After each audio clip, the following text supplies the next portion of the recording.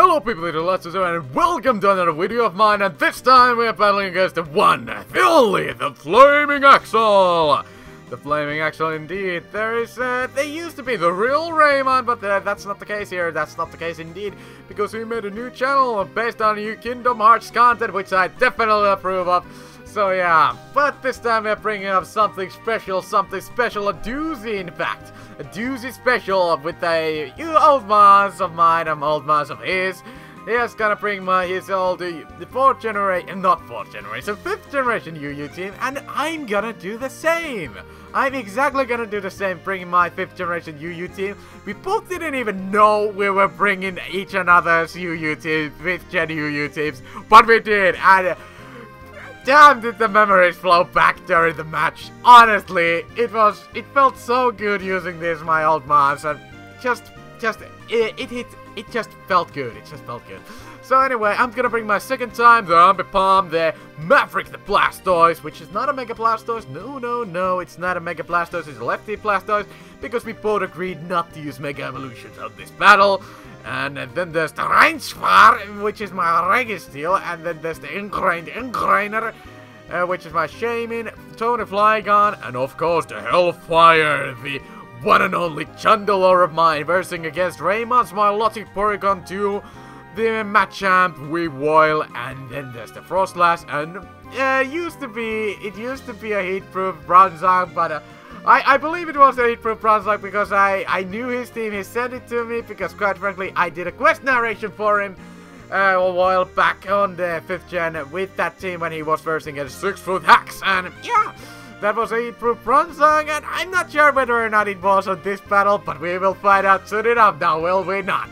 So anyway, I thank Seaslog for recording this battle for me, and I definitely recommend you check his channel out on the annotations, so do, and well, go and click right on that annotation, so before you go anywhere else. The video will stay here, and without further ado, let's jump right into the battle! So, without further ado, we are gonna be waiting a little bit, and Raymond is gonna say a challenge to us, and I'm just gonna lead up with my second time, my Ambipom, and as my opponent is gonna lead up with the Bronzong indeed. I'm just gonna go with the beat up on the first turn, and because the steel got nerfed, I am just looking at that damage, and I feel so good about it. It's just, look at that delicious damage, 60% on the Bronzong on first turn, and I think it's gonna set up Stealth Rocks. It's so good on my side, because that's Bronzong, the wall is now weakened. The only thing what really could stand up to my Ambipom and take a hit besides the Porygon 2, I expected them to switch out, salvaging their Bronzong for later on, because it's gonna be a useful Pokemon altogether. So I go with U-turn, get the switch initiative as the Porygon 2, switch it in onto my U-turn, and that just gives me a free opportunity to bring in the Rainsfar, the Registeel. Registeel coming in on this turn, getting off with the leftovers and negating the Stealth Rock damage altogether. The Porygon 2 is gonna switch out, not being able to do too much to my Registeel, as I'm gonna set up my Stealth Rock on the field, and because they have no Rapid Spinner or a Defogger, they are there to stay. So, Registeel or Rainsfar is gonna recover a fair bit amount of HP from the leftovers, and then go with the Thunder Wave onto the Bronzong, which is gonna retaliate with the Earthquake, shattering the ground, but it's not gonna do all that much to my Registeel. Look at that damage, ladies and gentlemen. Look at that damage. Registeel just takes the hit and says that, is that all you can throw in my face? Because I'm gonna take those hits all day, every day. Tony Flygon is gonna come in, predicting the EQ. And as they're gonna go with the EQ, I'm gonna avoid that with Levitate of Tony, and they're gonna recover a fair bit amount of HP from the leftovers. And here, I thought they had the hit proof, but I was wrong, and they're gonna retaliate with the Gyro Ball as I Earthquake on the Levitate and recover a fair bit amount of HP from the leftovers once again. So this is not a situation I wouldn't want Tony to be in, so I'm gonna bring in the Maverick, predicting either EQ or the Gyro Ball, and my opponent's gonna pull a double! They're gonna pull a double onto the Machamp, replying, doing the past again. So, those who don't know the past are destined to repeat it.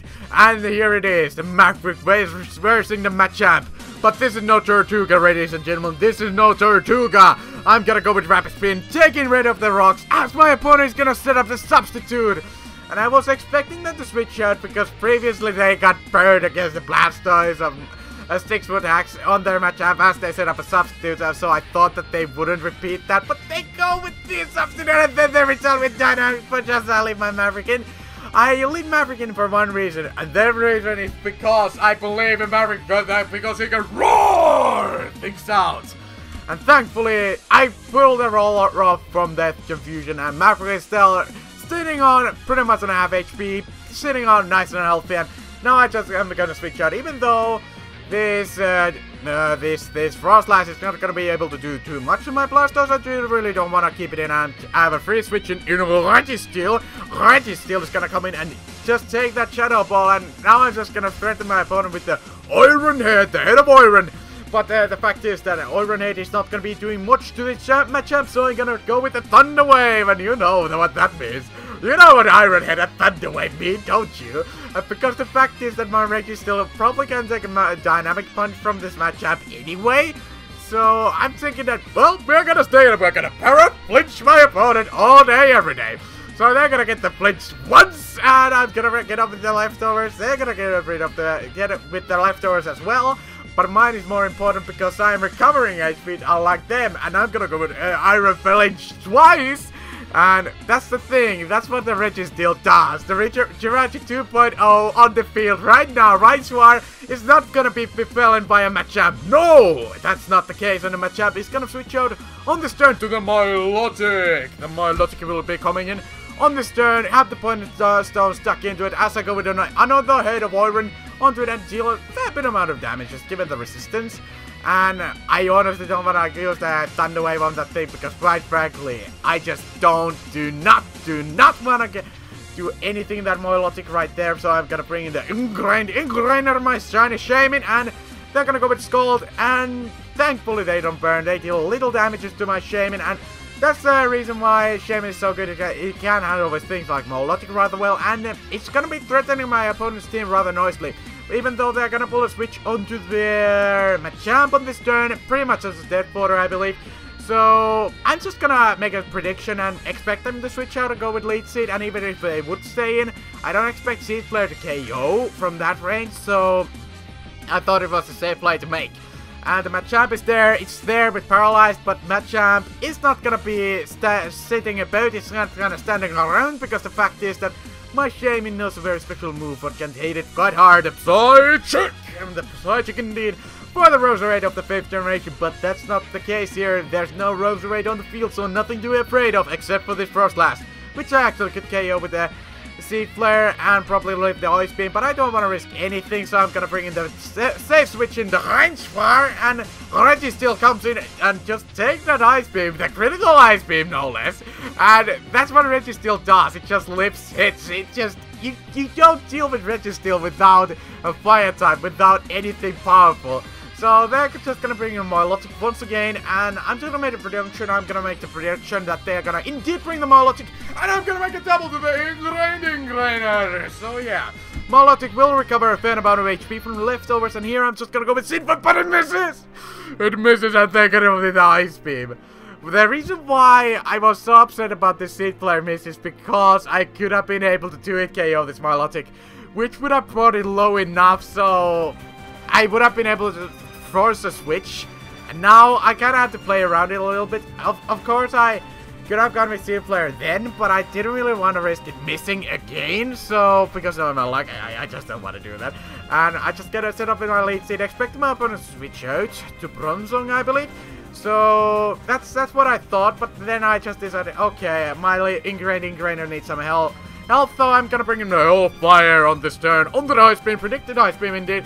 And the opponent Milotic is gonna recover a fair bit amount of HP from the leftovers, but I'm gonna recover a fair bit of HP from the Lead Seed, getting myself back around to the full HP, and I'm gonna make a double back into my Ingrainer, expecting them to go with Scald or anything of the sort. Aztec actually are gonna go with Recover, and that's the thing, I'm just gonna get more HP with my Shaymin, which helps me and my plan altogether.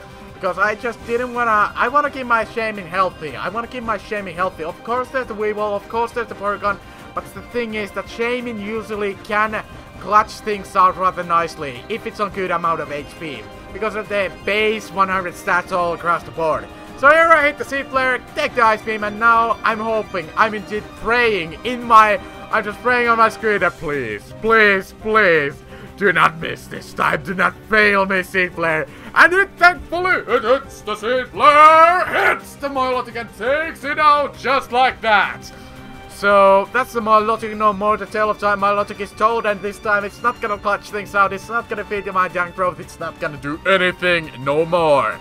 So Weavile is coming in, and honestly, I have nothing to really switch in to this Weavile. And look at the damage that the knockoff did. I believe that it might be Choice Bandit, because, or actually it was the Registeel here, because I bring in my Registeel, they're gonna go with knockoff, and look at the damage! Look at the damage! I honestly think that's gonna be a Choice Bandit Weavile I'm facing here. Because my Registeel took so many hits before, it took the super effective EQ and everything else, but that Weavile's knockoff did way too much not to be Bandit. So yeah, I'm just gonna rip my Registeel. It lives with Thunderbolt, retaliate with Thunder Wave, and then that paralyzes the Porygon Z. And you know how that goes, don't you? We're gonna flinch my opponent once again. But they're gonna see that coming, they're gonna indeed see that coming as I go with the Iron Head. And because Bronzong still have the leftovers, I see little reason to stay in. I see little reason to just go with that. There's nothing to be gained, so I'm just gonna bring in Tone Flygon onto the predicted EQ as they go for it. And here's the thing, I expected them to expect me to not go with U-turn, and I just go with U-turn, get the switch initiative, and I was hoping that they wouldn't expect me to do that and bring in Hellfire, and I'm gonna bring in Hellfire on the predicted Gyro Ball as they go for it. The Gyro Ball will be hitting my Hellfire rather noisily, but not nearly enough. Not nearly enough indeed. And here's the thing, I actually went with Trick, expecting a Porygon 2 switch in, but they didn't go for it. They didn't go for it. I give the Choice Scarf to the Paralyzed Bronzong as it's gonna go with Earthquake. But my Hellfire lives! My glorious Hellfire lives the Earthquake, recovers a fair amount of HP from leftovers, and then I have a free switch to the Tony Flygon! Onto the Earthquake, and the thing is that I'm gonna lock myself into 3B Earthquake, and they're gonna be paralyzed. And I was planning on staying here for a couple of turns, because quite frankly, I am gonna be winning this war if it's gonna come down to that, because sooner or later I have to switch out, and I would have made a prediction that they would switch out on some point or another, and if they wouldn't, I could have just sacked my Blastoise right there and then. But then they're gonna make a switch directly to Porygon 2 and just sack it on that turn. There's nothing they could really do about that. Now they're just gonna bring in Froslass, and honestly, the thing what I thought for the most from my opponent wasn't indeed the Focus Stat Froslass what I expected, but it was the Choice Scarf Froslass, because it would be pretty much the only thing but would be able to let them win the match, so I wanted to play according to that. I knew that there was a possibility of it running Destined Bot, but I still would win the match if that would be the case, because losing Maverick isn't that... I don't need Maverick to beat the Bronzong 1-on-1, so that's the case here. And now the Bronzong is gonna come in, and the Paralyzed Choice Scarf Bronzong, as I'm gonna bring in the second time. And because they don't have lefties, I am really gonna go with Fake Out and just vegan it a little bit, ensuring the KO on the one move, but it began all of this. The beat up! And the beat up will be hitting the Bronzong 3 times because I have 3 Pokemon left. And that's pretty much gonna be the game, my ladies and gentlemen. It's gonna be the game. Abusing the Steel Nerf from this generation, and Bronzong is gonna just be taken down. And that, my ladies and gentlemen, is gonna be the 3rd time to say that thing. But yes, and it's gonna be the game. And thank you guys for watching. Thank you guys for enduring my narration. And as always, leave a like, leave a comment, and as always, I'm not gonna finish it off right here because quite frankly, I believe that you should check out my previous battles. I think that you should check out the Real Raymon's channel. It's right there on the screen, and if you feel like it, you can check out my previous battle, the VGC doubleheader what I had, or my showdown live, whichever feels, whichever floats your boat, So anyway, thank you guys for watching, thank you guys for enduring my narration, and